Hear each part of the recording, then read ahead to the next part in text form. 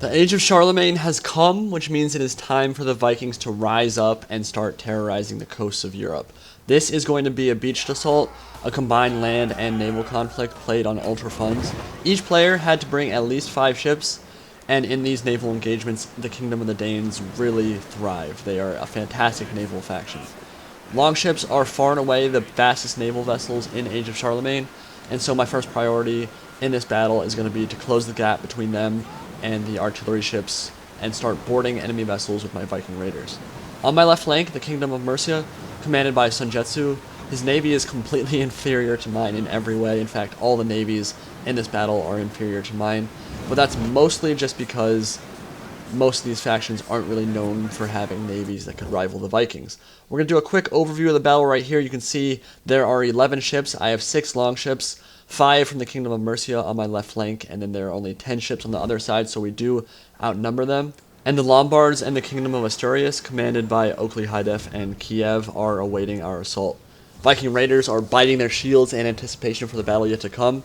But the dromon is moving up now, the heavy dromon for the Lombards. It's going to be the biggest threat to my longships, but he's not really in a formation where he can quickly reinforce, and I can double team a lot of his ships here. You can see my Viking raiders getting ready to charge over, and they're gonna channel their inner Michael Jordan here, jumping from ship to ship.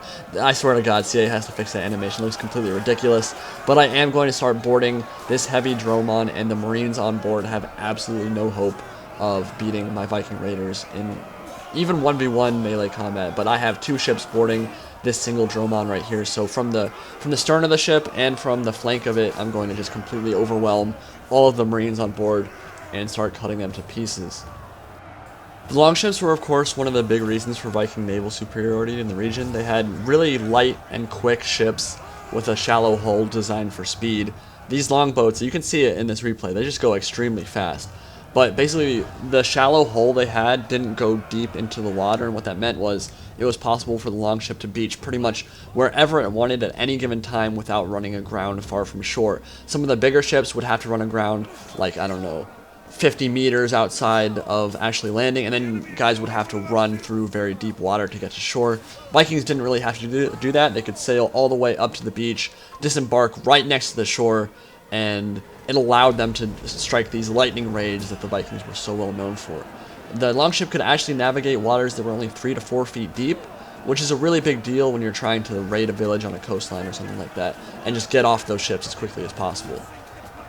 These Lombard dromons are actually bigger and more powerful ships than the longboat, but they're slower and they're less maneuverable, and they can't actually kill or sink any of my longships with a single ram. So the interesting thing here is that even though they're way bigger ships, they still don't have the power to take out the ship before I actually board. And once I board the Viking raiders, they're just simply too much for the Lombard Marines to deal with. So I've pretty much destroyed the naval engagement so far, and we're going to now shift over to the infantry engagement, where you're going to see a bunch of my herdmen. The Dane army is amazing with their infantry. They have some extremely good infantry units to choose from, but quickly we're going to shift over and see the Royal Knights charge in from the Kingdom of Asturias, the Royal Guard and the Royal Knights. This is not a good strategy at all on Age of Charlemagne. On Attila, cavalry charges from the front work extremely well, and that's because cavalry has 1, ridiculous impact damage, 2, ridiculous charge bonuses, and 3, ridiculous amounts of HP. In this mod, they have way less HP to work with. Every cavalry unit only has 150 HP, which is only 50 more than regular infantry units. So charging in from the front into spears, not a good idea, even though those are highly tier cav units. It's just not going to work very well. Over on my side, Oakley's going to charge in with some of his Gestalt Knights. I'm going to try to survive this charge by shifting into Shield Wall. These are just some Axe Herdmen, I believe. They're going to be able to take those charges. They're going to take some damage there, of course, but I did get into Shield Wall, so that mitigated some of those charge bonuses. And now my Berserkers and my Sword Herdmen and my Axes are going to get into melee among some of these Lombard Guardsmen. And all these infantry engagements are going to go really well for me, because the Guardsmen, they're a good unit, they're a good spear unit, but they just simply can't deal with Berserkers or Sword Herdsmen. And I actually have on my left flank here some other Sword Herdmen coming in from the rear, about to get a rear charge off. Just going to line that up real quick.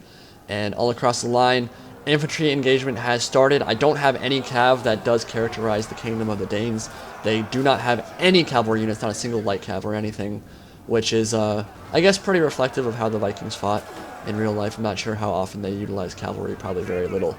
Over on my left flank, there is this one axe unit that I'll let get engaged. I sent it too far up, and they got charged by a bunch of Gestalt Knights, so they're going to die. But I now have a bunch of my Viking raiders beaching and landing, and they're going to just roll over the right flank of the Lombards, which is going to be a really big deal. Some Royal Knights tied up with my House Girls, which are one of the scariest Dane infantry units in the entire DLC. In fact, they're one of the best infantry units overall. Very high melee attack, and that is my general. So cavalry units generally don't want to stand in melee too long with those Dane axes unless they can get a really good charge off, even if they are Royal Knights. Now my Berserkers are going to do what they do best. They're going to go berserk in the middle of this formation of Levy axes and some Gestalt Knights and some Guardsmen. And the Lombards here stand no hope in melee. The Berserkers are actually really good in this DLC. Very high attack values. Pretty cool looking unit model as well. And that fight's just not going to go well for them. I did make a big mistake here. I left my House Girls too far away from the rest of my army. And they're going to get charged over and over again by some Gestalt Knights. And this is just going to go really poorly for them. It's too much cav for my general to deal with. And my general is going to go down. It was just a micro mistake there. I let them out too far. Kind of on an island there. They got exposed and kind of trampled on. In the center, Herdmen breaking through a bunch of Guardsmen. Again, this is going to go pretty well for me. I've broken a lot of the Lombard army so far. Oakley is running from the field, scared like a little girl at this point. And the Viking infantry is just too much. The cavalry for the Lombards and the Kingdom of Asturias haven't done enough to hammer an anvil. The only way you're going to beat the Danes is by using cav to get some good rear charges off, and that hasn't really happened yet. The reinforcements from the water has been too much, and you can see I'm rolling up that flank, just kind of overpowering and routing a bunch of these Levy units and the Guardsmen. And Lombards are not going to be able to stand in the fight for too much longer. There's just too much on the field for me, and too many good infantry units with really high attack values just slicing through. He does have some cav circling in the back there that's kind of scary, but I've actually abandoned the naval battle over here. Most of my units, in fact all of my Viking raiders, have already left naval combat and have beached to get a good flanking position on the Lombards. So Sunjetsu's going to pull away from that as well, start beaching some more of his troops. And it's kind of irrelevant at this point. Like, we have such a big advantage in infantry combat that no matter what gets beached, even if it was enemy navies, it wouldn't really be a big deal. There's just not enough there for them to reinforce to actually win them this battle. But things are going really well for us, and this is going to be the final charge from the Gestalt Knights into my Huskarls, and it's just absolutely brutal. Should not have left my general alone like that. I think I just lost where he was on the battlefield, and he's going to die, get punished for that. But look at this. Lombard army completely run in the face of my Viking supremacy, just pushing through the center, getting into good flanking positions. And Sunjetsu's actually holding out pretty well over here as well. But I wanted to finish out the last of Oakley's forces before I shift the rest of my army over to help him out. I do have some units over there, but first we're going to focus on these Berserkers in a absolutely glorious, scrumptious flanking position, about to rear charge into the back of these Guardsmen. And this is just the kind of engagement that Vikings and Berserkers specifically thrive in. They're going to absolutely run a train on everything in here.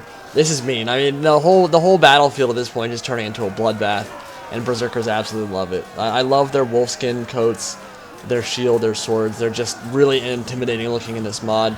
Gestalt Knight's going to try to save the remnants of those Guardsmen, but it is too late. He did get a really good charge off there, actually, and he's going to pull out and try to cycle charge again, I think. But there's so much on the field left for the Vikings that it's just making it really, really difficult for Oakley and Kiev to deal with what I have left.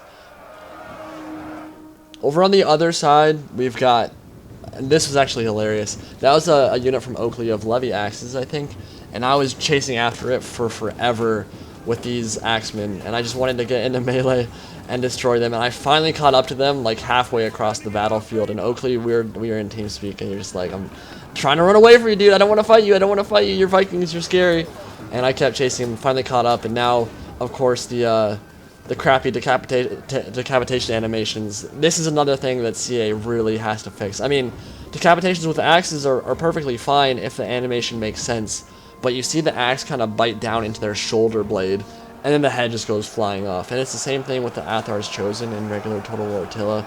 It looks so goofy. They'll charge in and stab you in the neck or like in the shoulder blade, like kind of where your clavicle is, and then all of a sudden your head flies off like 15 feet forward, and it just looks so goofy. And I really wish, it's not the biggest deal, but it is immersion breaking when you see decapitations happen when you're not even cutting their head or their neck, like horizontally. It looks really goofy. But anyway, I'm hoping that one day CA will fix that. They're not going to. It's clear they don't care that much, and it's not the biggest deal in the world. It's just so goofy to look at. The scrum in the melee here, Senjutsu is actually starting to lose a little bit. The Kingdom of Asturias has pushed through a bunch of Senjutsu's units. They're starting to rout, but this is where my guys are going to come back into the fight. Vikings are finally making their way over. Some herdmen charging up into the Royal Guardsmen, I think, for the Asturians. And again, like, they're so beat up at this point. My Vikings are, a lot of them are full strength units, and they're just going to cut through them like butter. And we're going to get a surround off, a nice little surround off here at the end of the battle. And with naval superiority and with infantry superiority, going to cut through the remnants of Oakley's and Kiev's forces. So let's talk about my overall impressions of balance in the Charlemagne DLC. So I've already mentioned it a little bit, but all infantry in this mod have 100 health and all cavalry have 150 health. That is a big change from Total War Attila, and what it means is you have to be very cautious with your cavalry in Charlemagne. It can still do a ton of damage on the charge, it still has plenty of impact damage, but charging cheap spears and doing some of these other frontal charges like you used to be able to do in Total War Attila, being YOLO with your cavalry in general, like going up the center, is just not going to work very well now. You don't have 300 HP cav with crazy armor values that can get away with that kind of stuff, and the impact and charge values do seem a little bit diminished. Cavalry can still have a huge impact on battles. Hammer and Anvil is still going to win you games if you do it appropriately, but it doesn't quite have the same impact that it does in Attila, and that's probably a good thing because, as we all know, cavalry was kind of overpowered in Attila. That lower health value for cav is also a big deal when you actually choose to engage with your cavalry. You're often committed when you charge in, because pulling out, you're going to take way too much damage and take a bunch of losses unless you're hammer and anviling an already tied down unit. And then again, that health value for cav is a really big deal across the board for them with everything they're trying to do. It means that skirmishers like bow cavalry is more effective against your cav because they can whittle you down to a bunch more HP damage. And if you just charge into stuff, you're going to take a bunch of HP damage, so when you charge out or pull out, you're going to be losing many more guys. Just across the board, cavalry is very much nerfed, which, again, is a good thing. Infantry, the Danes so far, they really do seem very strong. As you saw this battle, I just kind of rolled up the center, and without the cav from my enemy doing a bunch of hammer and animals on me, it just meant I kind of rolled through all of my engagements, and especially with the backup from the Viking raiders coming from the sea, we managed to take the field there. So Danes are a lot of fun.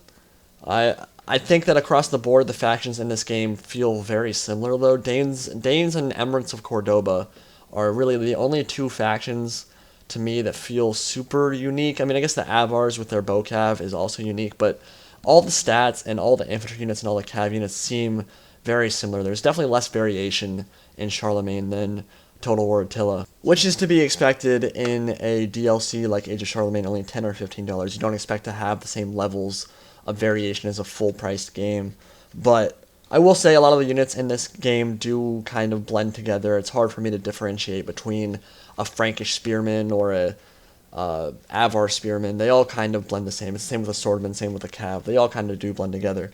For the kills this game, I got about 2,100. Senjutsu got 1,000. Kiev got 1,200, and Oakley got 1,000. Really fun battle. Hope you guys enjoyed the Viking action, and I'll talk to you all soon.